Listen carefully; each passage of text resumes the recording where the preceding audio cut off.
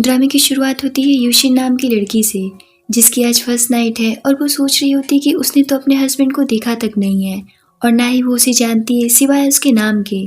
तभी वहाँ पर फैंग की एंट्री होती है, जिसे देख कर के यूशिन घबरा करके उठ जाती है और डिसबैलेंस होकर के फैंग के ऊपर ही गिर जाती है। फैंग उससे बहुत रूडली तरीके से पूछता है कि क्या तुम्हें पता है कि मैं कौन हूँ? तो यूशिन कहती है कि आप कियान है। तो फैंग सोचता है कि अफसोस कि मैं कियान नहीं हूँ, लेकिन तुम भी तो मिंग नहीं हो जिससे कि मेरी शादी होने वाली थी। तभी यूशिन सोचने लगती कि उसकी बहन मिंग ने उससे कहा था कि वैसे भी तुम कियान जैसा गैंगस्टर ही डिजर्व करती हो। हालांकि यूशिन के फादर उससे कहते हैं कि अगर तुम कियान से शादी कर लेती हो तो मैं तुम्हारी माँ का इलाज करवा दूंगा। यूशिन के फादर हमेशा से ही उसे एक बोझ समझते थे। ये सब सोच कर के यूशिन खुद को फैंग के सामने सेक्रीफाइस करने की हिम्मत जुटाती है और उससे कहती है कि आप मेरे साथ जो भी करना चाहे सब कुछ कर सकते हैं। फैंग उससे कहता है कि पहले कुछ दिन तुम मुझे समझने की कोशिश करो, मैं तुम्हारी किसी भी मजबूरी का फायदा उठाकर तुम्हारे साथ कुछ भी नहीं करूंगा। इतना कह करके वो उसे उठा करके बेड पर सुला देता है। अगली सुबह कुछ गुंडे फैंग को ढूंढते हुए वहां पर आते हैं और यूशिन को परेशान करने लगते हैं। ये देख करके तो फैंग उनकी अच्छे से पिटाई करता है और इतनी मारपीट देख करके तो यूशिन बहुत ही ज्यादा डर जाती है। फैंग उसके पास जाकर के उससे पूछता है कि क्या मैंने तुम्हें डरा दिया? तो यूशिन कहती कि नहीं, आपने इसलिए उन्हें मारा क्योंकि वो गलत थे। ये सुनकर के फैंग सोचता है कि मुझे लगा था कि ये छोटी सी लड़की बहुत ही नासमझ है, पर ये वाकई में बहुत दिलचस्प है। जिसके बाद फैंग के पास में उसके छोटे भाई की कॉल आती है और वो उसे बताता है कि हमें ये पता चला है कि जिस दिन आपका प्राइवेट जेट क्रैश हुआ था उसके साथ में वाकई में किसी ने जानबूझकर के छेड़छाड़ की थी, पर ये बात अभी तक क्लियर नहीं हुआ है कि इसके पीछे कौन है। फैंग कहता है कि ठीक है, फिर इन्वेस्टिगेशन जारी रखो। उसका भाई उससे पूछता है कि आप कब तक उस गांव में रहने वाले हैं, क्या आप वापस नहीं आना चाहते हैं? तो फैंग कहता है कि ये सही समय नहीं है। वहीं यूशिन फैंग के लिए लंच तैयार करती है, जहाँ फैंग उसे एक बॉक्स देता है जिसमें कि कुछ बैंगल्स होते हैं। फैंग उससे कहता है कि अब जैसा कि तुम मेरी वाइफ हो तो ये गिफ्ट मेरी तरफ से तुम्हारे लिए है और परेशान होने की जरूरत नहीं है, मैंने कहीं भी डकैती नहीं डाली है, ये मेरी खुद की कमाई का है। फैंग उससे कहता है कि तुम परसों अपने माता पिता के घर जा रही हो, पर मैं तुम्हारे साथ में नहीं चल सकता हूँ। तो यूशिन सोचने लगती है कि मैं वहाँ सिर्फ अपनी माँ के इलाज के पैसे लेने के लिए जा रही हूँ, ये तो और भी अच्छी बात है कि आप मेरे साथ में नहीं चलेंगे। यूशिन हंस करके उससे कहती कि कोई बात नहीं है। फैंग सोचता है कि ये कितनी मासूम है, इतना तो मैं समझ ही गया हूँ कि इसके घर वालों को इसकी बिल्कुल भी परवाह नहीं है, तभी तो उन्होंने सब कुछ जानते हुए भी इसकी गैंगस्टर से शादी करवा दी है, कहीं फिर से न वो लोग इसे बुली करना शुरू कर दे। यूशिन जब अपने घर पहुंचती है तो उसके स्टेप सिस्टर से पूछती है कि आखिर तुम यहाँ पर क्यों आई हो? तो यूशिन कहती है कि पापा ने कहा था कि मेरी शादी के बाद में वो मेरी माँ के इलाज के पैसे मुझे दे देंगे। तो मिंग कहती है कि कैसे पैसे? उन पैसों का तो मैंने नेकलेस खरीद लिया, दोबारा से यहाँ पर आने की हिम्मत भी मत करना, तुम्हें इस परिवार से बाहर फेंका गया है शादी के जरिए, इतना तुम जान लो। इधर फैंग अपने आदमियों को यूशिन के पीछे ऑलरेडी लगवा चुका होता है, जो कि उसे बताते हैं कि हमें घर के नौकर से पता चला है कि यूशिन अपने घर अपनी माँ के इलाज के पैसे लेने के लिए गई थी, पर उसकी बहन ने उसकी बहुत ही ज्यादा इंसल्ट की और उसे घर से बाहर निकाल दिया। फैंग कहता है कि जू फैमिली की कुछ ज्यादा ही हिम्मत बढ़ गई है, जो मेरी प्यारी सी वाइफ को इतना ज्यादा परेशान कर रहे हैं। दूसरी तरफ यूशिन के पास में कोई भी रास्ता नहीं बचता और वो फैंग के दिए हुए बैंगल्स को लेकर के एक शॉप पर सेल करने के लिए जाती है, जो कि उसे बताता है कि ये कोई आम बैंगल्स नहीं है, इसकी कीमत 10 मिलियन है। ये सुनकर के तो यूशिन पूरी तरीके से शॉक्ड हो जाती है और वो सोचती है कि इसमें तो मेरी माँ का इलाज भी हो जाएगा और बहुत सारे पैसे भी बच जाएंगे, पर फिर वो ये भी सोच कर के रुक जाती है कि ये तो फैंग ने उसे उसकी शादी का तोहफा दिया है, भला वो ऐसी हरकत कैसे कर सकती है। ये सोच कर के वो उस बैंगल को सेल नहीं करती। जब वो घर पहुंचती है तो वो देखती है कि फैंग अपने मोबाइल में कुछ कर रहा होता है, जिसे देख कर के वो उससे पूछती है कि क्या आप मोबाइल भी चलाते हैं? तो फैंग उससे कहता है कि तुम्हें क्या लगता है कि जो इंसान मारपीट करता हो और कई बार जेल गया हो वो मोबाइल नहीं चला सकता है? ये सुनकर के यूशिन डर कर के पीछे हट जाती है। फैंग सोचता है कि इसे पैसों की ज़रूरत है, फिर भी ये मुझसे अपनी प्रॉब्लम शेयर नहीं कर रही है और चुपचाप खड़ी है। वो उसे अपने करीब खींच लेता है तो यूशिन कहती है कि ये आप क्या कर रहे हैं? फैंग सोचता है कि हालांकि मुझे ऐसी छोटी लड़की नहीं चाहिए थी, पर फिर भी ये बहुत क्यूट है। वो उससे कहता है कि तुम थक गई होगी, जा करके सो जाओ। यूशिन सोचने लगती कि अगर ये बात फैंग को पता चली कि मैं वो लड़की नहीं हूँ जिससे उसकी शादी होने वाली थी, तो मुझे कहीं जान से ही ना मार डाले। अगले दिन मिंग यूशिन को कॉल करके उससे कहती कि तुम तो हमारे समझ से कहीं ज्यादा चालाक निकली, तुम्हारा तो गू फैमिली के यंग मास्टर के साथ में चक्कर चल रहा है ना, अभी और तुम कितने मर्दों को फंसाने वाली हो। तो यूशिन कहती है कि आखिर तुम ये सब क्या बोल रही हो? तो मिंग कहती है कि तुम्हें पता भी है कि तुम्हारी वजह से हमारे फादर को पूरे 10 मिलियन का नुकसान हुआ है, यहाँ तक कि यंग मास्टर ने हमारे कंपनी के साथ में किए गए सारे कॉन्ट्रैक्ट को तोड़ दिया है, जिसकी वजह से मुझे अपना डायमंड नेकलेस तक बेचना पड़ा है और उन्होंने तुम्हारी माँ का पूरा मेडिकल बिल भी पे कर दिया है। ये सब सुनकर के यूशिन शॉक्ड हो जाती है, पर वो इस बात से भी बहुत खुश होती है कि उसकी माँ का मेडिकल बिल पे हो चुका है। यूशिन से वो कहती है कि तुम्हारी जैसी बच्चेदार लड़की को तो एक गंदा गैंगस्टर ही डिजर्व करता था। तभी वहाँ पर फैंग आकर के यूशिन के हाथ से मोबाइल ले लेता है और मिंग से कहता है कि अपने गंदे शब्दों पर काबू रखो। यूशिन मेरी पत्नी है तो आगे से उसे तमीज से बात करना, वरना तुम्हारे लिए बहुत ही ज्यादा बुरा हो जाएगा। फैंग को इस तरीके से अपने डिफेंस करता है देख यूशिन सोचती कि बचपन से आज तक उसके लिए पहली बार किसी ने स्टैंड लिया है। बाहर जाकर के फैंग अपने भाई शिन को कॉल करता है तो शिन उससे कहता है कि भाई जैसा आपने कहा था बिल्कुल मैंने वैसा ही कर दिया। तो फैंग काफी गुस्से से कहता है कि क्या मैंने तुमको ये सब खुलेआम करने के लिए कहा था जो तुम सबके सामने खुद को शो कर दिए। अब तुम्हारी वजह से ये अफवाह फैल रही है कि तुम्हारा यानी कि गू फैमिली की यंग मास्टर के साथ में यूशिन का अफेयर चल रहा है, जिस पर शिन फैंग से माफ़ी मांगता है। तो फैंग कहता है कि तुम तो बिल्कुल गधे निकले। शिन कहता है कि आपको पता भी है मैं ग्रैंडपा से कितने टाइम से आपको लेकर के झूठ बोलता आ रहा हूँ। फैंग कहता है कि जब तक मैं ना कहूँ तब तक किसी से कुछ भी मत बताना। इतना कह करके फैंग कॉल काट देता है। वहीं दूसरी तरफ यूशिन उस बैंगल को देखते हुए कहती है कि अच्छा हुआ कि मैंने तुम्हें सेल नहीं किया, अब से मैं तुम्हें बहुत संभाल करके रखूंगी। और ये सारी बातें फैंग खड़ा होकर के सुन रहा होता है और वो यूशिन से पूछता है कि आखिर तुम कर क्या रही हो। तो यूशिन चौंक जाती है और उससे कहती कि ये बैंगल्स बहुत महंगे हैं ना, तो बस मैं इसे संभाल करके रख रही थी। फैंग उसके करीब जाते हुए कहता है कि जब मैंने ये तुम्हें दे दिया है तो इस बात से कोई फर्क नहीं पड़ता है कि ये कितना महंगा है। यूशिन उससे कहती कि मैं आपसे एक बात कहना चाहती हूँ, हम दोनों के पैर हाथ सही सलामत है तो क्या हम शहर जाकर के नौकरी नहीं कर सकते हैं। फैंग कहता है कि अच्छा तो तुम शहर जाकर के कहीं गू फैमिली की यंग मास्टर से तो नहीं मिलना चाहती हो। यूशिन कहती कि नहीं नहीं, उन्हें तो मैं जानती तक नहीं हूँ। फैंग कहता है कि अच्छा तो मेरे पास तो कोई जॉब भी नहीं है और ना ही मैं पैसे कमाता हूँ, इसीलिए तुम मुझसे नफरत तो नहीं करने लग गई हो। तो यूशिन कहती है कि जब मेरी शादी आपसे हो ही गई है तो भला मैं आपसे नफरत कैसे कर सकती हूँ। आप भले ही जॉब करे या ना करे, मैं हमेशा ही आपका साथ दूंगी। इतना कह करके वो फैंग को एक प्यारी सी किस दे करके वहां से चली जाती है।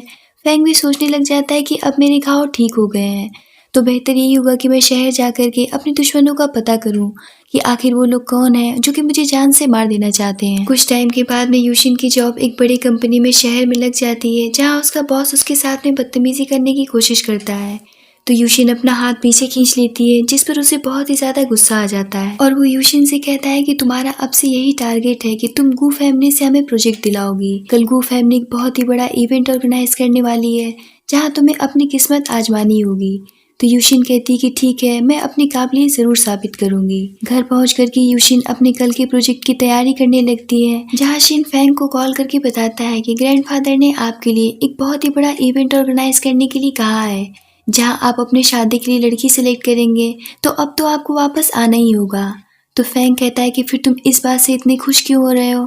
तो शिन कहता है कि मैं तो बस आप तक समाचार पहुंचा रहा हूँ, हालांकि आपको और अपनी भाभी को लेकर के मैं काफी टेंशन में हूँ। तो फैंग कहता है कि ठीक है, आज के बाद से अब मुझे कुछ दिन तक ऐसी उटपटांग खबर देने के लिए कॉल मत करना। शिन सोचता है कि अब मैंने ऐसा क्या कह दिया जो कि भैया गुस्सा हो गए। वहीं यूशिन उससे पूछती कि आखिर आप इतनी तेज से किसके ऊपर चिल्ला रहे थे जैसे कि पूरी बिल्डिंग ही गिरने वाली हो। तभी यूशिन के पेट में अचानक से पेन होने लगता है तो फैंग उसे उठा करके बेड पर ले जाता है। तो यूशिन को लगता है कि फैंग उसके साथ में कुछ करने वाला है, तो वो उससे कहती है कि मैं अभी ये सब करने के लिए तैयार नहीं हूँ। तो फैंग कहता है कि आखिर तुम किस बारे में बात कर रही हो। वो उससे कहता है कि तुम्हें अब रेस्ट करने की जरूरत है। यूशिन उससे पूछती कि अगर आपको पता चले कि मैं आपसे झूठ बोल रही हूँ तो आप क्या करेंगे। फैंग कहता है कि तुम इतना क्यों सोचती हो, चुपचाप सो जाओ। नेक्स्ट डे फैंग अपने फुल फॉर्म में गू फैमिली में इंटर करता है, जहाँ सभी उसका ग्रैंड वेलकम करते हैं। वहीं यूशिन भी अपना प्रोजेक्ट लेकर के इवेंट के बाहर खड़ी होती है, क्योंकि उसके पास में अंदर जाने का कोई भी कार्ड नहीं था। तभी उसे वहाँ पर उसकी स्टेप सिस्टर मिंग और उसके फादर मिल जाते हैं, जो कि उससे पूछते हैं कि आखिर तुम यहाँ पर क्या कर रही हो। तो यूशिन कहती कि मैं अपने काम से आई हूँ। तो मिंग उसका फिर से इंसल्ट करने लगती है, ये कहते हुए कि लगता है कि तुम फिर से मिस्टर गू को सीड्यूस करने आई हो। इतना कह करके वो उसे धक्का दे देती है। तभी वहाँ पर शिन आकर के यूशिन को पकड़ लेता है। तो मिंग उनसे कहने लगती है कि मास्टर शिन, ये एक बहुत ही गिरी हुई और नाजायज लड़की है, इसके चक्कर में आप बिल्कुल भी मत पड़िएगा। तो शिन कहता है कि अपनी बकवास बंद करो, शुक्र मनाओ कि अभी तक मैंने कुछ ज्यादा नहीं किया है। तभी यूशिन अपना प्रोजेक्ट शिन को दे देती है और शिन उसे गलती से भाभी कह देता है। फिर वो बात को पलट देता है और उसे अपने साथ लेकर के अंदर चला जाता है। साथ ही वो अपने गार्ड से ये भी कह देता है कि ये दोनों अंदर ना आने पाए। अंदर जाकर के शिन यूशिन से कहता है कि जब तक मैं आपका प्रोजेक्ट चेक करता हूँ तब तक आप इस मील को एंजॉय करिए। यूशिन तो समझ ही नहीं पा रही होती कि आखिर वो उसके साथ में इतना नॉर्मल बिहेव क्यों कर रहे हैं। शिन फौरन से अंदर जाता है और फैंग से कहता है कि आपने मुझे पहले क्यों नहीं बताया था कि भाभी यहाँ पर आने वाली हैं। तो फैंग कहता है कि अगर वो यहाँ पर आई गई थी तो तुम उसके लिए किसी फेमस स्टाइलिस्ट को बुलाकर उसके लिए पार्टी के अकॉर्डिंग ड्रेस सिलेक्ट करवा सकते थे और फिर उसे बाहर डांस के लिए भेज सकते थे। तो शिन कहता है कि पर भाई इससे तो आपकी सच्चाई उनके सामने आ जाती। तो फैंग कहता है कि आज नहीं तो कल उसे मेरी सच्चाई पता तो चलनी ही है। शिन सोचने लगता है कि कभी ये चाहते हैं कि इनकी सच्चाई किसी को ना पता चले और कभी ये ऐसी बातें करने लगते हैं। तभी वहाँ पर फैंग का स्टेप ब्रदर आता है जो कि उससे कहता है कि मैंने सुना था कि तुम्हारा प्राइवेट जेट क्रैश हो गया था, तब से मैं इसी फिक्र में मरा जा रहा था कि आखिर तुम बच कैसे गए। फैंग कहता है कि मैं समझ सकता हूँ कि ये फिक्र थी या फिर टेंशन कि मैं कैसे जिंदा हूँ। चैन कहता है कि ऐसी बातें मत करो, दादाजी ने हमें सिखाया है ना कि हम लोग भाई हैं, वरना वो नाराज हो जाएंगे। तो फैंग कहता है कि मैंने सुना है कि आपने मेरी शादी के लिए बहुत सारी लड़कियों को चूज किया है। चैन कहता है कि मैं ये बात अच्छी तरीके से जानता हूँ कि इतने सालों में तुमने आज तक किसी भी लड़की को पसंद नहीं किया और ना ही किसी को टच किया है, इसीलिए मैंने ये सब तुम्हारे लिए अरेंज किया है। तभी वहाँ पर ग्रैंडपा ये अनाउंस कर देती है कि हमारी गू फैमिली का उत्तराधिकारी फैंग बनेगा और सारी संपत्ति फैंग के नाम होगी। ये सुनकर के तो चैन को आग लग जाती है और वो दादाजी से कहने लगता है कि पर फैंग ने तो अब तक शादी भी नहीं की है और हमारी फैमिली का ये रूल रहा है कि जिसकी भी शादी नहीं हुई है वो उत्तराधिकारी नहीं बन सकता है। फैंग उससे कहता है कि किसने कहा है कि मेरी शादी नहीं हो सकती है। तो दादाजी फैंग से कहते हैं कि फिर ठीक है, 3 महीने के अंदर तुम अपने लिए किसी खानदानी लड़की को पसंद करोगे और शादी करोगे और फिर हमारी गू फैमिली के उत्तराधिकारी बनोगे। घर जाने के बाद में यूशिन तो शिन की तारीफें किए जा रही होती है। ये सुनकर के तो फैंग की जेलेसी का कोई भी ठिकाना नहीं रहता और वो यूशिन से कहता है कि क्या तुम्हारे पास कोई और बात नहीं है।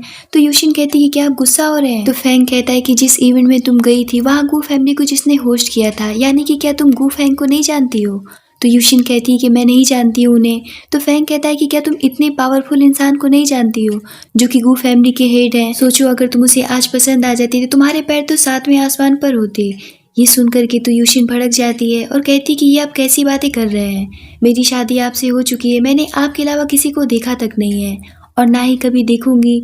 इतना कह करके वो गुस्से से अंदर चली जाती है। अब उसे क्या पता था कि फैंग अपने बारे में उसे बता रहा था। अगले दिन शिन की मीटिंग यूशिन की कंपनी के ऑनर के साथ होती है जहां यूशिन भी पहुंच जाती है, जिस पर उसके बॉस उससे कहने लगती है क्या मीटिंग में ऐसे कपड़े पहन करके आते हैं, जिस पर शिन कहता है कि वो ऐसे ही बहुत ब्यूटीफुल लग रही हैं। ये सुन करके तो वहाँ के बॉस को लगता है कि मिस्टर शिन को यूशिन पसंद आ गई है, इसीलिए वो उससे इतने हंस कर बात कर रहे हैं। यही सोच करके वो यूशिन को नशा वाला ड्रिंक करा देते हैं ताकि शिन उसका फायदा उठा करके उसकी कंपनी के साथ में डील पक्की कर दे। यूशिन को थोड़ी देर में चक्कर आने लगता है और वो फौरन से फैंग को मैसेज करके अपने होटल का पता भेजती है ताकि वो वहाँ पर पहुँच सके। यूशिन शिन से कहती कि मैं थोड़ी देर में आती हूँ। उसे चक्कर आने की वजह से वो सही से नहीं चल पा रही होती है। ये देख कर के शिन समझ जाता है कि उसके ड्रिंक में उसके बॉस ने कुछ मिला दिया था। यूशिन जैसे ही बाहर जाती है तो वो अपने दोनों बॉस की बातें सुनती है जो कि कह रहे होते कि हमने तो अपना काम कर दिया है, अब मिस्टर शिन अंदर एंजॉय कर रहे होंगे और उनके बाद में हमारी बारी है। ये सुनकर के तो यूशिन काफ़ी ज़्यादा डर जाती है और वो फिर से फैंग को मैसेज करती है कि यहाँ पर कुछ भी सही नहीं चल रहा है, प्लीज़ तुम जल्दी से आ जाओ। तभी वो दोनों यूशिन को देख लेते हैं और उसे वापस से अंदर जाने के लिए फोर्स करने लगते हैं। तभी वहाँ पर शिन आ जाता है और उनसे कहता है कि मैं इन्हें अपने साथ ले जा रहा हूँ तो इसीलिए आप लोग को कष्ट उठाने की ज़रूरत नहीं है। दूसरी तरफ फैंग अपने मोबाइल पर यूशिन की मैसेज देख करके बहुत परेशान हो जाता है। वहीं यूशिन अपने आप को शिन की कार में पा करके चिल्लाने लगती है। शिन उसे समझाने की कोशिश करता है कि आप सेफ हैं, मैं आपको घर तक छोड़ने के लिए ले जा रहा हूँ, लेकिन यूशिन कहती है कि ये तो मेरे घर का रास्ता नहीं है। शिन उसके सामने हाथ जोड़ करके उसे समझाता है, लेकिन यूशिन तो उसकी बात समझने के लिए तैयार ही नहीं होती और कार में उपद्रव मचा देती है। शिन सोचता है कि अब तो गॉड ही मुझे बचा सकते हैं, पर यूशिन तो ड्राइवर का ही गला दबा देती है और कार से नीचे कूद करके एक्सीडेंट करवा देती है और खुद के साथ में सबको जख्मी कर देती है। अब उसे क्या पता था कि शिन तो उसका देवर है। यूशिन की जब आँख खुलती है तो वो खुद को हॉस्पिटल में पाती है जहाँ फैंग उसके सामने होता है और वो उससे कहता है कि मुझे माफ़ कर देना, मुझे आने में देर हो गई, पर तुम कार से नीचे क्यों कूदी। तो यूशिन कहती है कि इससे पहले कि मेरे साथ सब कुछ गलत हो जाता इसीलिए मैं कार से कूद गई, मुझे मरने की कोई भी परवाह नहीं है, मुझे बस अपनी इज्जत की परवाह थी। फैंग उससे पूछता है कि अगर तुम्हें एक मौका दिया जाए तो तुम अपने उन दोनों बॉस के साथ में क्या करना चाहोगी। तो यूशिन कहती है कि सबकी किए की सज़ा ऊपर वाला उसे देता है, मैं बस इतना चाहूंगी कि वो दोनों कभी भी मेरे नज़रों के सामने ना आए। फैंग कहता है कि ठीक है। बाहर निकलने पर शिन उसे मिलता है जिसका खुद भी पैर टूट चुका होता है। फैंग उससे कहता है कि तुमने सुना ना कि तुम्हारी भाभी की क्या इच्छा है, अगर तुम ये काम कर सकते हो तो ठीक है, वरना मैं इसे अपने तरीके से करूंगा। इतना कह करके वो वहाँ से चला जाता है। तो शिन सोचता है कि एक तो भाई एक मरे हुए इंसान यानी कि कियान बन करके रह रहे हैं, अगर ये बात भाभी को पता चल गई तो उन पर क्या बीतेगी। दूसरी तरफ फैंग यूशिन को लेकर के घर जाता है, जहाँ वो वॉशरूम के बाहर खड़ा होता है और काफी टाइम बीतने के बाद में वो यूशिन से पूछता है कि अगर तुमसे नहीं हो पा रहा है तो मैं आकर के तुम्हारी हेल्प कर देता हूँ। तो यूशिन कहती है कि बिल्कुल भी नहीं, मैं खुद से कर लूंगी। तभी फैंग को कुछ गिरने की आवाज आती है, तो फैंग फौरन से वॉशरूम में जाकर के यूशिन को पकड़ लेता है। यूशिन उससे कहती है कि अब मुझे इस तरीके से देखना बंद भी कर दीजिए। तो फैंग कहता है कि अच्छा ठीक है, मैं तुम्हें नहीं देख रहा हूँ। वो उसे उठा करके बेड पर ले जाता है और काफी ज्यादा रोमांटिक होने लगता है। यूशिन उसे ऐसा करने से मना करती है, पर फैंग कहता है कि अब हमें वेट करने की जरूरत नहीं है और तुम्हें डरने की भी जरूरत नहीं है, मैं तुम्हारा अच्छे से ख्याल रखूंगा। इतना कह करके वो दोनों एक दूसरे के साथ में ब्यूटीफुल नाइट एक्सपेंड करते हैं। नेक्स्ट डे यूशिन जब अपने ऑफिस जाती है तो उसकी फ्रेंड उसे बताती है कि यहाँ के दोनों बॉस को कंपनी से धक्के मार करके बाहर निकाल दिया गया है, अब उनका करियर भी खत्म हो चुका है, अब उन्हें कहीं भी काम करने का मौका नहीं मिलेगा। ये सुन करके तो यूशिन शॉक्ड हो जाती है और सोचने लगती है कि ये तो मेरी विश थी जो कि मैंने फैंग को बताई थी। लगता है कि ये एक इत्तेफाक है, क्योंकि फैंग तो ये सब नहीं कर सकता है। शाम को मिंग आकर के घर के बाहर बहुत ही ज्यादा हंगामा खड़ा कर देती है और यूशिन को धक्का दे देती है। तभी वहाँ पर फैंग आकर के यूशिन को गिरने से बचा लेता है। तो मिंग उससे कहती कि तुम्हें पता भी है कि तुमने किससे शादी की है? मैं जू परिवार की सबसे बड़ी बेटी हूँ और यूशिन जू परिवार की सिर्फ एक नाजायज लड़की है। उसने सिर्फ तुमसे पैसों के बदले शादी की थी ताकि वो अपनी माँ का इलाज करवा सके। ये एक बहुत ही बड़ी फ्रॉड लड़की है। तो फैंग उससे कहता है कि तुम्हें याद है ना कि मैंने तुमसे क्या कहा था कि तुम मेरी वाइफ से बहुत ही इज्जत के साथ में बात करना, वरना इसका अंजाम बहुत बुरा होगा। लगता है कि तुम मेरी बातों को भूल चुकी हो, अब मुझे अपनी तरफ से एक्शन लेना ही पड़ेगा। ये सुन करके तो मिंग वहाँ से चली जाती है और ये सब होने के बाद में यूशिन बहुत ही ज़्यादा गिल्ट में होती है और वो फैंग से कहती है कि मैं सिर्फ एक बेशर्म और नाजायज लड़की हूँ, मैं आपको डिजर्व नहीं करती हूँ। तो फैंग उसे बहुत प्यार से समझाता है कि मैं सिर्फ तुम्हें चाहता हूँ, तुम्हारे पास से मुझे कोई भी लेना देना नहीं है, और उसे हक करके सोचता है कि मुझे माफ कर देना यूशिन, असल में तो मैं ही तुम्हें धोखा दे रहा हूँ। नेक्स्ट सीन में हम फैंग को बॉक्सिंग मैच में देखते हैं जहाँ यूशिन भी होती है और फैंग को मैच जीतता हुआ देख करके काफी ज्यादा खुश हो रही होती है। तभी वहाँ पर फैंग का फ्रेंड आता है, यानी कि कियान का फ्रेंड, और वो उसे कहता है कि तुमने इतनी जल्दी शादी भी कर ली। साथ ही वो यूशिन से कहता है कि तुम्हें पता भी है कि तुमने किससे शादी की है। ये एक बहुत ही गिरा हुआ इंसान और बदमाश टाइप का गैंगस्टर है जो कि कई साल जेल में बिता करके आया है। तो यूशिन कहती है कि आप अपना मुंह बंद रखिए, पब्लिक प्लेस में ये सब कहने की आपकी हिम्मत भी कैसे हो गई? तो फैंग कहता है कि पहले क्या हुआ था उस बात को हम छोड़ देते हैं, अभी हम शांति से बात कर सकते हैं। ये सुनकर के तो आदमी सोचने लगता है कि कियान तो इस तरीके की बातें नहीं करता था, वो तो बिल्कुल जानवर जैसा था। इसीलिए वो आदमी फैंग से कहता है कि ठीक है, चलो हम दोनों के बीच में मैच है। पर यहाँ पर मैच के दौरान फैंग को चक्कर आने लगती है क्योंकि उसके साथ में चीटिंग किया गया था, जिसकी वजह से वो हार जाता है और बहुत ही ज़्यादा चोट लगने की वजह से वो हॉस्पिटलाइज हो जाता है। जहाँ यूशिन उससे कहती कि मुझे ऐसी जॉब बिल्कुल भी पसंद नहीं है जिसमें आपको इतनी चोटें लगे, मुझे ऐसे पैसे बिल्कुल भी नहीं चाहिए। ये सब देख करके फैंग सोचने लगता है कि अगर तुम्हें मेरी असली पहचान पता लग गई तो क्या फिर भी तुम मेरी इतनी परवाह करोगी? फैंग उससे पूछता है कि अगर तुम्हारे पास पैसे होते तो तुम उसका क्या करती? तो यूशिन कहती कि मेरा बचपन से एक सपना था कि मेरा एक छोटा सा कॉफ़ी शॉप हो जहाँ पर बड़ी सी खिड़की हो और मैं वहाँ पर बैठ करके सबके लिए कॉफ़ी बनाऊँ। फिर यूशिन सोचने लगती कि पिछली बार फैंग ने उससे उसके बॉस के लिए पूछा था, अब ये क्यों पूछ रहा है? उसे थोड़ा सा शक हो जाता है और वो फैंग से पूछ ही लेती कि आप एक साधारण ही इंसान है ना? तो फैंग कहता है कि हाँ, मैं एक साधारण इंसान हूँ। फिर वो उससे पूछता है कि अगर तुम्हें पता चले कि तुम्हारा पति एक बहुत ही अमीर आदमी है तो तुम क्या करोगी? तो यूशिन कहती है कि फिर मैं शायद इस बात को एक्सेप्ट नहीं कर पाऊंगी। तो फैंग उससे पूछता है कि ऐसा क्यों? तो यूशिन उससे कहती है कि मैं बहुत गरीब हूँ, हमारी दुनिया बिल्कुल अलग अलग होती है। एक अमीर इंसान की दुनिया और एक गरीब इंसान की दुनिया में बहुत फर्क होता है और पैसे वाले लोग प्यार की कीमत नहीं समझते हैं, इसीलिए मुझे ये पसंद नहीं है। मैं तुरंत ही आपसे ब्रेकअप कर लेती अगर ऐसा कुछ होता तो। यूशिन के जाने के बाद में वहाँ पर शिन और फैंग का असिस्टेंट आता है जो कि फैंग से कहती है कि इस तरीके से आपका घायल होना अच्छी बात नहीं है क्योंकि आपके पुराने घाव अभी तक सही नहीं हुए हैं जो कि क्रैश के दौरान लगे थे। तो फैंग कहता है कि बकवास बंद करो और बताओ कि कुछ काम आगे बढ़ा भी या नहीं।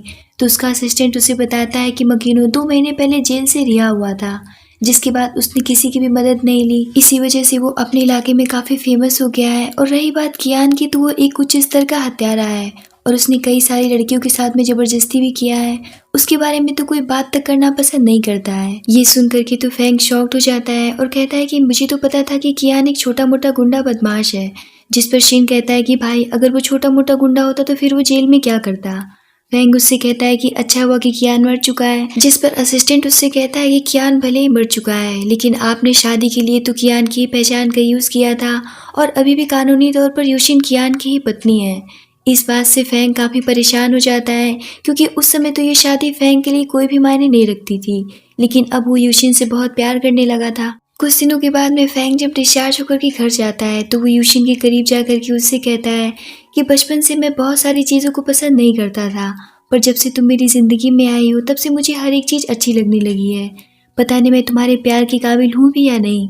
तो यूशिन उससे पूछती कि आज आपको क्या हो गया, क्या कोई परेशानी है। जिस पर फैंग बिना कुछ कहे यूशिन को किस कर लेता है। यूशिन उससे ये सब करने से मना करती है पर फैंग काफ़ी परेशान होता है और यूशिन को खुद से दूर नहीं होने देता। वो उससे कहता है कि मैं तुमसे बहुत प्यार करता हूँ। वो उसे किस करते हुए वो सारी बातें सोचने लगता है जो उसे असिस्टेंट ने बताई थी और यूशिन का जवाब भी वो सोचने लगता है कि अगर उसे फैंग की सच्चाई का पता चला तो वो उसे छोड़ देगी। फैंग अपने मन में सोचता है कि यूशिन तुम्हें मेरा सच पता लगने से पहले अगर हम दोनों का बेबी हो गया तो शायद तुम्हारा नज़रिया बदल जाए और तुम मुझे एक्सेप्ट कर लो। जिसके बाद वो दोनों एक दूसरे के साथ में एक ब्यूटीफुल नाइट एक्सपेंड करते हैं। कुछ टाइम के बाद में फैंग यूशिन के विश के मुताबिक उसके लिए एक कॉफ़ी शॉप बनवा देता है, जिसे देख कर के यूशिन काफ़ी हैरान हो जाती है और उससे पूछती कि ये सब आपने कैसे किया। तो फैंग उससे कहता है कि तुम मेरी वाइफ हो और तुम्हारी विश पूरी करना मेरा कर्तव्य है। और रही बात पैसों की, तो मैं काफ़ी टाइम से बॉक्सिंग मैच खेलता आ रहा हूँ। मेरी जितनी भी जीत के पैसे थे मैंने उन्हें सेव करके रखा था, बस उन्हीं पैसों से मैंने ये सब किया है। ये सुन करके तो यूशिन को यकीन हो जाता है, लेकिन फैंग सोचता है कि मैं चाहता हूँ कि मेरी पहचान पता लगने से पहले तुम्हारे हर एक सपने को मैं पूरा कर दूँ। पता नहीं फिर तुम मुझसे प्यार करोगी भी या नहीं। तभी वहाँ पर मकीनो अपने आदमी के साथ आ जाता है और फैंग से कहता है कि तुमने कॉफ़ी शॉप ओपन किया लेकिन मुझे बुलाया तक नहीं। तो फैंग उससे कहता है कि मैंने अपनी वाइफ से वादा किया है कि मैं अपने पुराने काम पर कभी भी वापस नहीं जाऊँगा।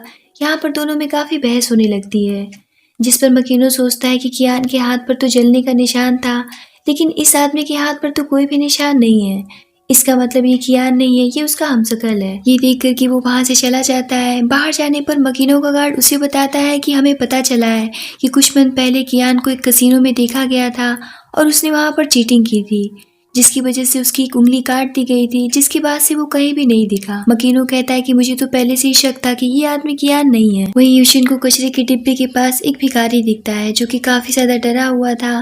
तो यूशिन उससे पूछती कि क्या आपको खाना खाना है। जैसे ही वो यूशिन की तरफ देखता है तो यूशिन पूरी तरीके से शॉक्ड रह जाती है, क्योंकि वही रियल कियान था। कियान उसके हाथ से खाने का पैकेट लेकर के भाग जाता है, पर यूशिन को तो जैसे सदमा ही लग जाता है और वो सोचने लगती है कि आखिर ये कैसे हो सकता है। क्या मैंने अभी अभी जो देखा वो वाकई में सच था। वो भागती हुए फैंग के पास जाती है और फैंग से कहती कि मैंने अभी अभी एक आदमी को देखा है जो कि बिल्कुल आपकी तरह दिख रहा था। लगता है कि मेरे आंखों का धोखा होगा, जो आप ही मुझे हर जगह दिख रहे हैं। ये सुनकर के तो फैंग काफी परेशान हो जाता है और अपने आदमियों से उनके कैफे के आसपास के हर एक कैमरे को चेक करने के लिए कहता है। वहीं हम चैन को देखते हैं जो कि मकीनों को बुला करके उसे फैंग की फोटो दिखाता है, जिसे देख करके मकीनो कहता है कि ये तो कियान है। तो चैन कहता है कि ये कियान नहीं है, ये गू फैमिली का इकलौता वारिस फैंग है और मेरा छोटा भाई है। तो मकीनो कहता है कि आप मुझे ये सब क्यों दिखा रहे हैं। मैं गू फैमिली के मास्टर से दुश्मनी करके खुद के लिए गड्ढा नहीं खोदना चाहता हूँ।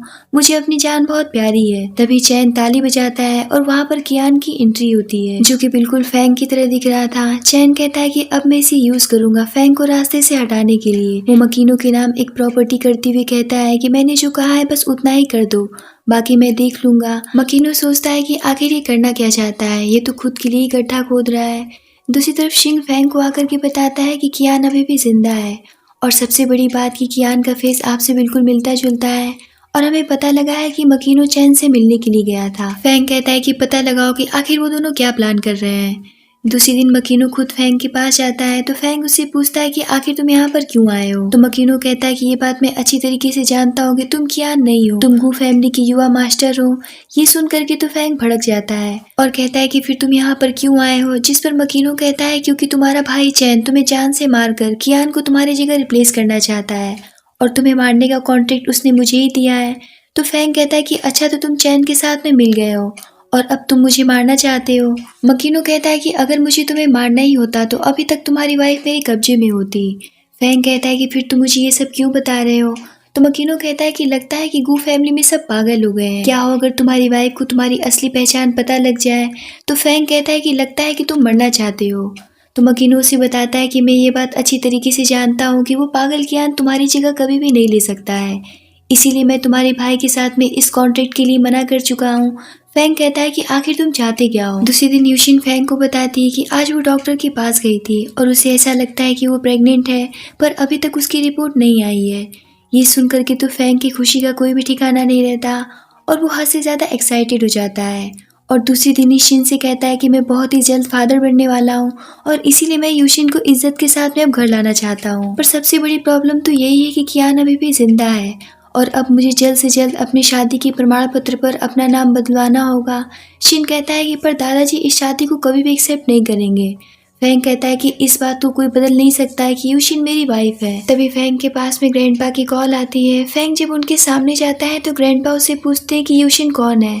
तो फैंग कहता है कि वो मेरी वाइफ है। ये सुन करके तो ग्रैंडपा फायर हो जाते हैं और कहते कि तुमने आखिर शादी कब कर ली। अगर मैंने ये सब पता नहीं करवाया होता तो मुझे तुम्हारे करतूतों के बारे में कभी भी पता नहीं चलता और अब तुम अपनी आधी संपत्ति उसके नाम करने जा रहे हो। तो फैंग कहता है कि क्योंकि वो मेरी अभी लीगली वाइफ नहीं है, इसीलिए मैं ऐसा कर रहा हूँ। जब वो मेरी लीगली वाइफ बन जाएगी तो मेरा जो भी कुछ रहेगा सब कुछ उसका होगा। ग्रैंडपा कहते हैं कि इसका मतलब अभी तुम्हारी शादी नहीं हुई है। इस बात पर वो बहुत ही ज़्यादा खुश होते हुए कहती कि फिर तो ये अच्छी बात है और वैसे भी ऐसी लड़कियां अमीर लड़कों को जाल में फंसाती हैं, बेहतर यही होगा कि तुम उसकी जाल में ना फंसो। फैंग कहता है कि उसे तो ये भी नहीं पता है कि मैं कौन हूँ। तो ग्रैंडपा कहते कि ये तो और भी अच्छी बात है, उससे ब्रेकअप करके उसे कुछ पैसे दे करके अपनी ज़िंदगी से उसे दफा करो। फैंग कहता है कि मैं ऐसा कुछ भी नहीं करने वाला हूँ, वो मेरी पत्नी है। ग्रैंडपा कहते हैं कि वो एक नाजायज़ लड़की है, ऐसी लड़की हमारे खानदान की बहू नहीं बन सकती है। मैंने तुम्हारी शादी वांग परिवार की बड़ी बेटी से तय कर दिया है, बेहतर ये होगा कि तुम इस शादी की तैयारी करो। फैंग कहता है कि इस जन्म में मैं यूशिन के अलावा किसी और लड़की के बारे में सोच भी नहीं सकता हूँ। ग्रैंडपा कहते हैं कि अगर मैं यूशिन को इस दुनिया से गायब करवा दूँ फिर तो तुम दूसरी लड़की के बारे में सोचोगी, क्योंकि इस तरह से मैं तुम्हें गू परिवार की इज्जत मिट्टी में नहीं मिलाने दूंगा। तो फैंग कहता है कि अगर आपने यूशिन के साथ में कुछ भी किया तो आप मुझे भी हमेशा के लिए खो देंगे। इतना कह करके वो वहाँ से चला जाता है। दूसरी तरफ हम यूशिन को देखते हैं जो कि हॉस्पिटल में होती है और डॉक्टर की कई बातें सोचती है कि डॉक्टर ने उसे बताया है कि वो प्रेग्नेंट नहीं है और चेकअप के दौरान पता चला है कि वो फिजिकली बहुत ही वीक है, इसीलिए वो अभी बच्चा कंसीव नहीं कर सकती है। तभी वहाँ पर फैंग भागते हुए आता है तो यूशिन उससे कहती कि मुझे माफ़ कर दीजिएगा, मैंने आपकी खुशियों पर पानी फेर दिया। तो फैंग उससे कहता है कि मुझे सब कुछ पता है, मुझे इस बात से कोई भी फर्क नहीं पड़ता है, बच्चा होना या ना होना ये हमारे हाथ में नहीं है और मुझे अभी बेबी चाहिए भी नहीं, क्योंकि बेबी के आने के बाद तो सिर्फ तुम उसकी केयर करती, मुझे तो भूल ही जाती। जिस पर यूशिन उसे हक कर लेती है। वहीं शिन फैंग को बताता है कि चैन कुछ बहुत ही बड़ा करने वाला है, क्योंकि मुझे ऐसा लगता है कि कियान उसी के पास में है, साथ ही वो यूके में कोई इलीगल काम भी कर रहा है। फैंग कहता है कि इसका मतलब वो दादाजी के बिजनेस के साथ में कुछ गड़बड़ कर रहा है। जब वो घर जाता है तो यूशिन उससे पूछती है कि आप कितने दिनों के लिए बिजनेस ट्रिप पर जा रहे हैं। फैंग कहता है कि बस कुछ दिनों की बात है, मेरा इंतजार करना। वहाँ से आने के बाद में मुझे तुम्हें कुछ इंपॉर्टेंट बात बतानी है और वहाँ से आने के बाद में मैं तुम्हें अपनी फैमिली से भी मिलवाऊंगा। ये सुन करके तो यूशिन सोचती है कि जहाँ तक कि मुझे पता था कि कियान के तो माता पिता दोनों ही मर चुके हैं और कोई रिलेटिव भी नहीं है। लगता है कि कियान के जेल जाने की वजह से उसे कोई भी पसंद नहीं करता है, इसीलिए वो उससे बात तक नहीं करते हैं।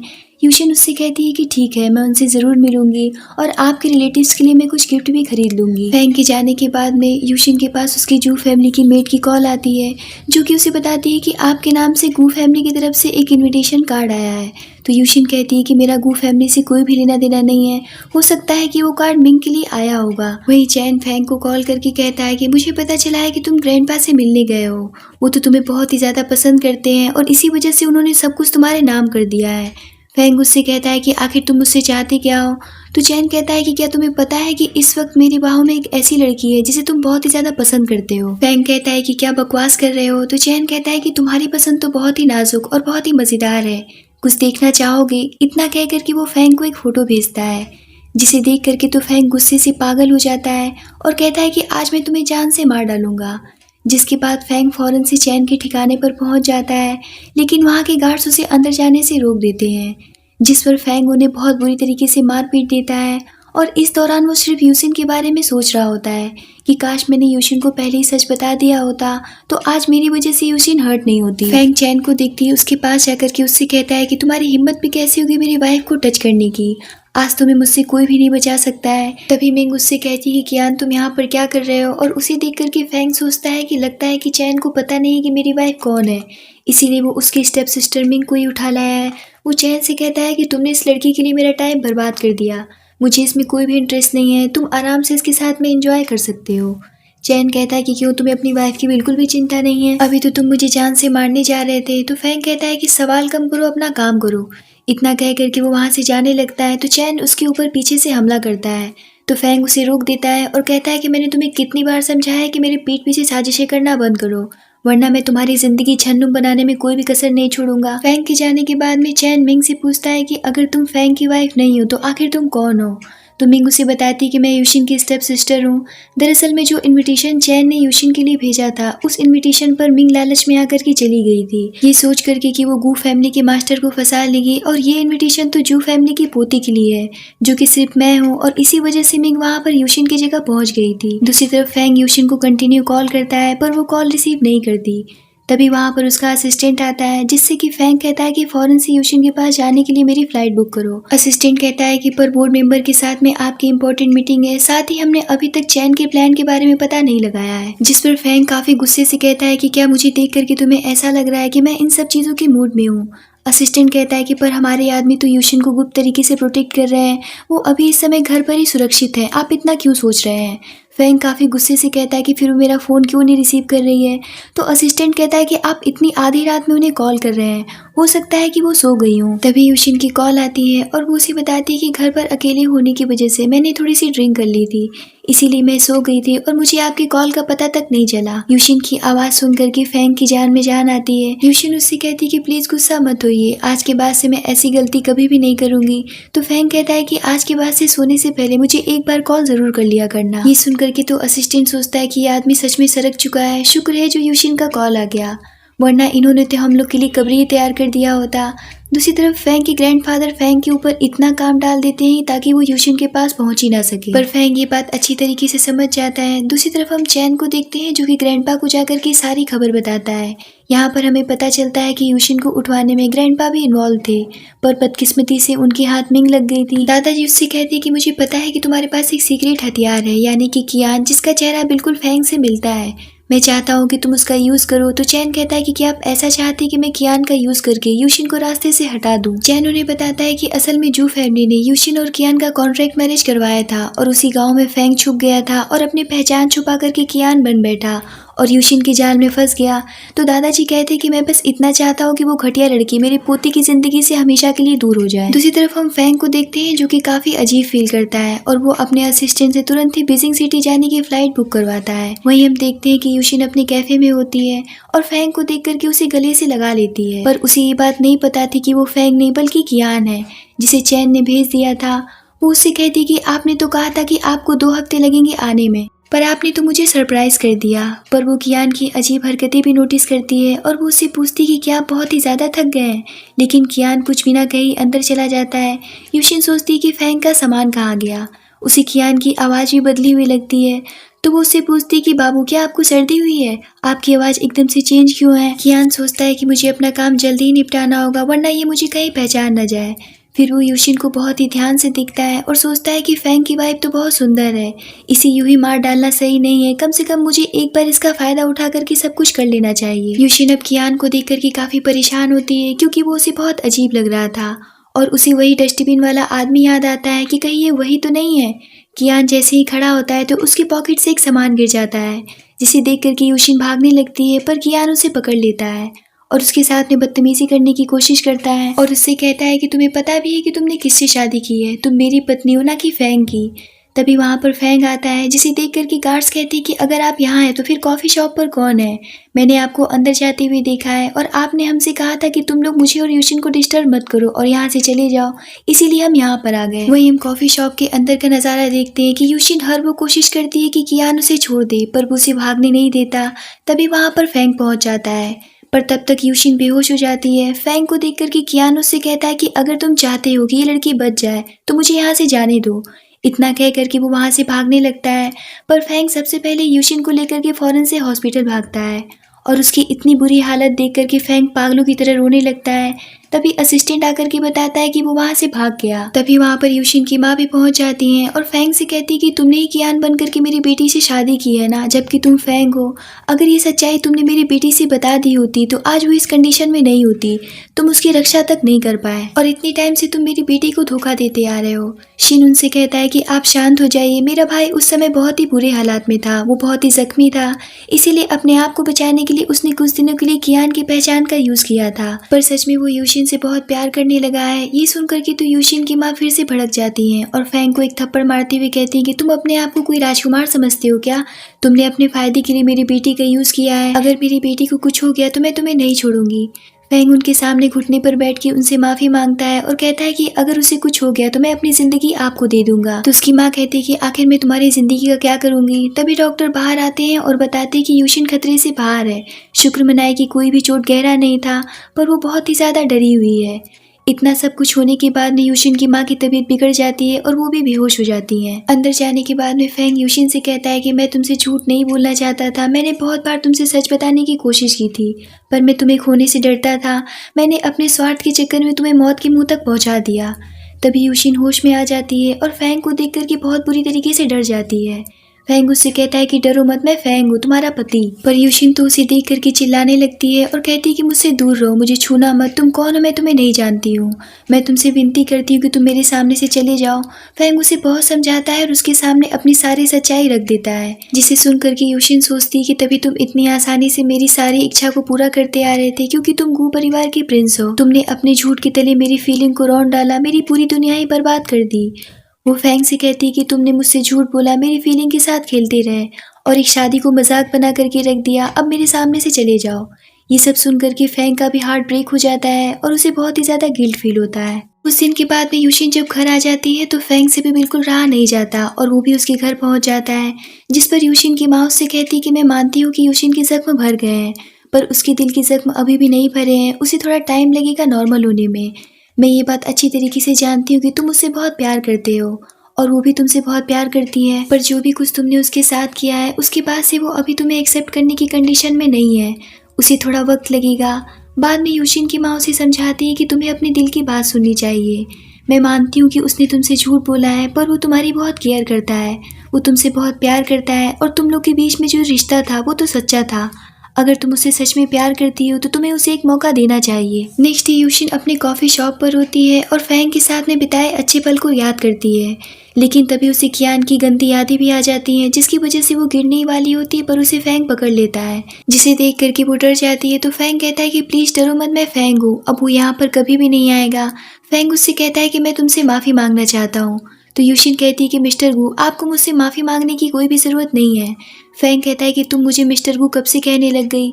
तो यूशिन कहती है कि आखिर मैं आपको क्या कहूँ, मेरे पास तो आपके लिए अब कोई शब्द ही नहीं है। तो फैंग कहता है कि तुम मेरे साथ पहले की तरह रह सकती हो। तो यूशिन कहती कि पर अब कुछ भी पहले जैसा नहीं रहा, मैं तो आपकी पत्नी भी नहीं हूँ। फैंग कहता है कि पर तुमने तो कहा था कि चाहे कुछ भी हो जाए, मैं कैसा भी हो जाऊँ, पर तुम मुझसे प्यार करोगी। मैं मानता हूँ कि मैंने तुमसे झूठ बोला है, लेकिन मेरा प्यार सच्चा है। मैं वापस आने के बाद मैं तुमसे सब कुछ बताने वाला था, लेकिन मेरे आने से पहले ये सब हो गया। यूशिन कहती कि पर उससे पहले भी आपके पास में बहुत सारे मौके थे, फिर आपने मुझे सच क्यों नहीं बताया, आपने मुझे अंधेरे में क्यों रखा। तो फैंग कहता है कि क्या फिर तुम मुझे कभी भी माफ़ नहीं करोगी? क्या मैं एक भी मौका डिजर्व नहीं करता हूँ? मैं तुम्हारे बिना अपने फ्यूचर की कल्पना तक नहीं कर सकता हूँ। मैं तुमसे बहुत प्यार करने लगा हूँ। काश कि मैं पास्ट में जाकर के सब कुछ सही कर पाता। ये सब सुन करके यूशिन कहती कि आप बहुत बड़े आदमी हैं और मैं ज़मीन में रहने वाली इंसान हूँ, ये सब एक्सेप्ट करने में मुझे टाइम लगेगा। तो फैंग कहता है कि मैं पूरी ज़िंदगी तुम्हारा इंतज़ार करने के लिए तैयार हूँ, पर सबसे पहले मैं तुम्हें अपने घर ले जाना चाहता हूँ। दूसरी तरफ बोर्ड मीटिंग के दौरान फैंग वहाँ पर पहुँच करके चैन को एक्सपोज कर देता है कि ये गू फैमिली की आड़ में अपने इलीगल कामों को अंजाम दे रहा था, साथ ही चोरी छुप के गू फैमिली के शेयर्स को बेच रहा था। ग्रैंडपा सारे सबूत पा करके चैन को गू फैमिली के सारे अधिकारों से बेदखल कर देते हैं और फैंग से कहते हैं कि तुमने आज चैन को एक्सपोज करके गू फैमिली को बर्बाद होने से बचा लिया है। फैंग कहता है कि दादाजी आपने क्या किया है मैं ये बात अच्छी तरीके से जानता हूँ, अब आप अपनी फालतू की कोशिशें बंद कर दीजिए, क्योंकि मैं सिर्फ यूशिन से शादी करूंगा। ग्रैंडपा कहते कि क्या तुम एक लड़की के चक्कर में पूरे पागल हो गए हो? अब मैंने ये फैसला कर लिया है कि तुम गू परिवार के उत्तराधिकारी नहीं बनोगे, और ये बात जानने के बाद में वो लड़की तुम्हें खुद पे खुद छोड़ करके चली जाएगी। फैंग कहता है कि यूशिन ऐसी लड़की नहीं है, मैंने पहले ही उसे जाने अनजाने बहुत तकलीफ पहुंचाया है और अब मैं ऐसा नहीं कर सकता हूँ। भले ही आप मुझे हर चीज़ों से बेदखल कर दें। इतना कह करके वो वहाँ से चला जाता है, जिसके बाद वो सीधा यूशिन से मिलने जाता है। यूशिन उसे परेशान देख करके उससे पूछती है कि क्या हुआ, आप बहुत ही ज़्यादा परेशान दिख रहे हैं। जिस पर फैंग उसे बताता है कि जब मैं छोटा था तब मैंने अपने पेरेंट्स को खो दिया था। उसके बाद से ग्रैंडपा ने मुझे अपना वारिस बनाने के लिए मुझे अपने हिसाब से ट्रेनिंग देना शुरू कर दिए। मैं हर एक चीज़ उनकी मर्जी से करता था, मैं खुद की मर्जी से कुछ भी नहीं कर सकता था। मैंने उनकी इनलीगल बिजनेस को लीगल बनाया, जिसकी वजह से मेरे बहुत सारे दुश्मन बन गए और उन्हीं दुश्मनों ने मेरा प्लेन क्रैश भी करवाया। पर मैं क्रैश होने से पहले ही अपने जेट से कूद गया था, क्योंकि मुझे तुमसे जो मिलना था। पर मैं अब भी अपने दादाजी को खुश नहीं कर पाया। यूशिन कहती है कि आपने अपनी बीती जिंदगी में बहुत कुछ सहा है, अब मैं सब कुछ ठीक कर दूंगी। फैंग पूछता है कि ये सब तुम कैसे ठीक करोगी? तो यूशिन कहती है कि मैं आपकी लाइफ में वापस आने के लिए तैयार हूँ। ये सुन करके तो फैंग को अपने कानों पर विश्वास ही नहीं हो रहा होता है। यूशिन कहती है कि जब मुझे आपकी असली पहचान पता चली, जिसके बाद भी मैंने आपको कभी भी छोड़ने के बारे में नहीं सोचा। मैं आपके साथ बस एक सिंपल जिंदगी जीना चाहती थी। पर कोई बात नहीं है, मैं आपके लिए आपके साथ अपनी लाइफ को कैसे भी एक्सपेंड करने के लिए तैयार हूँ। दूसरे दिन फैंग यूशिन को अपने ग्रैंडपा की बर्थडे पार्टी में ले जाता है, जहाँ यूशिन काफ़ी नर्वस होती है। तो फैंग उसे किस करके कूल डाउन करने की कोशिश करता है, पर तभी वहाँ पर फैंग का असिस्टेंट आ जाता है और इनकी किस पर पानी फेर देता है। पार्टी में इंटर करते शिन यूशिन को देख करके कहता है कि भाभी आप तो बहुत ही ज़्यादा ब्यूटीफुल लग रही हैं, आप बिल्कुल एक प्रिंसेस की तरह लग रही हैं। तभी वहाँ पर एक डीलर आकर के फैंग से कहता है कि मुझे आपसे बिजनेस के सिलसिले में कुछ बात करना है। फैंग यूशिन से कहता है कि मैं थोड़ी देर में आता हूँ। उसी पार्टी में शन फैमिली की बड़ी बेटी वांगी भी होती है। तभी वहाँ पर ग्रैंडपा आकर के फैंग और वांगी की शादी अनाउंस कर देते हैं, जिसके बाद फैंग तो वांगी के साथ में मज़े से डांस करने लगता है, जिसे देख करके यूशिन काफ़ी हैरान हो जाती है, ये सोच करके कि फैंग वांगी के साथ में इतनी कूल होकर के कैसे डांस कर सकता है। तभी वहाँ पर चैन आता है और उससे कहता है कि मुझे आपसे मिलने की बहुत चाहत थी, पर बदकिस्मती से हम मिल नहीं पा रहे थे। लेकिन आप देख रही हैं ना कि मेरा भाई अपने होने वाली वाइफ के साथ में कितना हैप्पी है, आप चाहे तो मेरे साथ में ट्राई कर सकती हैं। तो यूशिन कहती है कि इससे पहले कि मैं यहाँ पर शोर मचा करके आपकी बेइज्जती कर दूँ, ये शिशोरापन करना बंद कर दीजिए। जिसके बाद वो वांगी के पास जाकर के उसके ऊपर वाइन फेंक देती है और कहती है कि मेरे पति से दूर रहो। तो वांगी कहती है कि तुम्हें क्या लगता है कि फैंग तुम्हारे साथ रहना चाहता है? तुम एक गाँव की गवार हो। तो फैंग कहता है कि इसने बिल्कुल सही कहा, मैं बस तुम्हारे साथ खेल रहा था, मैंने जो तुम्हें दिखाया तुमने बस वही देखा, अब जितनी जल्दी हो सके यहाँ से निकल जाओ। तभी वहाँ पर ग्रैंडपा आकर के यूशिन से कहते कि तुम्हें कितने पैसे चाहिए मेरे पोते की लाइफ से निकलने के लिए। यूशिन कहती कि ये जो इंसान यहाँ पर खड़ा है ये ना तो आपका पोता है और ना ही मेरा पति है। इतनी पर तो कियान ग्रैंडपा के ऊपर चाकू पॉइंट कर देता है। ये देखते ही चैन ग्रैंडपा से कहता है कि अगर आप जिंदा रहना चाहते हैं तो अपनी सारी प्रॉपर्टी मेरे नाम कर दीजिए, वरना आज तो आपका आखिरी दिन होगा। तो ग्रैंडपा कहते कि क्या तुम भूल गए हो कि तुम मेरे पोते हो? तो चैन कहता है कि आपने तो कभी मुझे अपना पोता माना ही नहीं, आप तो सिर्फ फैंग को ही अपना पोता मानते आए हैं। आज मैं आपको एक और बात बता देता हूँ कि मैंने ही फैंग के प्राइवेट जेट को क्रैश करवाया था, पर वो पता नहीं कैसे बच गया। जिस पर यूशिन कहती कि आपको अपने भाई के साथ ये सब करते हुए शर्म नहीं आई? चैन उससे कहता है कि लगता है कि मुझे फैंग के साथ में तुम्हें भी नर्क के दर्शन करवाने पड़ेंगे। वो अपने ग्रैंडपा से कहता है कि जल्दी से साइन कर दीजिए और अपनी सारी प्रॉपर्टी मेरे नाम कर दीजिए ताकि मैं आपको छोड़ दूँ। तो यूशिन यहाँ पर सोचती है कि इससे पहले कि ग्रैंडपा को कुछ हो मुझे उन्हें बचाना होगा, क्योंकि ये मेरी फैमिली है। इसीलिए वो कियान के सर पर जाकर के वाइन का ग्लास दे मारती है। तभी वहाँ पर फैंग अपने आदमियों के साथ पहुँच जाता है और मकीनो भी फैंग का साथ देते हुए चैन की गार्ड्स की जगह अपने आदमियों को रिप्लेस कर देता है। ये देखकर कि चैन उससे पूछता है कि आखिर तुमने मेरे साथ में धोखा क्यों किया? तो मकीनो उससे कहता है कि तुम्हारे जैसे बैल आदमी का साथ दे करके मुझे अपनी इज्जत खराब नहीं करनी थी। फैंग के आदमी कियान सही चैन को पकड़ करके ले जाते हैं, जिसके बाद सबके सामने फैंग यूशिन को शादी के लिए प्रपोज करता है। जिस पर वांगी कहती कि पर दादाजी ने हमारी शादी का अभी अभी अनाउंस किया है। दादाजी कहते कि यूशिन एक बहुत ही अच्छी लड़की है, अब मैं ये बात समझ गया हूँ, मेरा पोता बिल्कुल सही था। वांगी कहती कि इसके पास में आखिर ऐसी क्या योग्यता है जो कि ये गू परिवार की बहू बनेगी, ये तो एक भिखारन टाइप की गंवार लड़की है। ये सुन करके फैंग ऑफिशियली अपनी सारी संपत्ति और कंपनी यूशिन के नाम कर देता है और फिर वांगी से कहता है कि अब मेरे पास कुछ भी नहीं बचा है, क्या अब भी तुम मुझसे शादी करोगी? जिस पर शिन कहता है कि अब से भाभी हमारी बॉस हैं। यूशिन कहती है कि मिस्टर वू, इतना बड़ा फैसला लेने से पहले आपने मुझसे पहले क्यों नहीं पूछा? आपको ये कैसे पता चल गया कि मैं आपसे शादी कर लूँगी?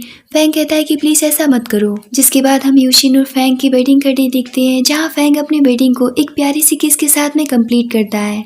तभी असिस्टेंट बताता है कि अभी भी एक रस्म बाकी है, भाभी आपके ऊपर पैर रखेंगी ताकि आप इन फ्यूचर उन्हें कभी भी परेशान ना कर सकें। तो यूशिन कहती है कि इसकी क्या ज़रूरत है, जिस पर सिन, असिस्टेंट और मकीनो तीनों ही मिलकर के फैंग को पकड़ लेते हैं। फैंग अपने असिस्टेंट से कहता है कि क्या तुम भी इन सब में शामिल हो चुके हो? तो असिस्टेंट कहता है कि माफ़ करिएगा, पर मुझे ऐसा मौका फिर कभी भी नहीं मिलेगा। और इसी रस्म के साथ में इस ड्रामे की यहीं पर एंडिंग होती है।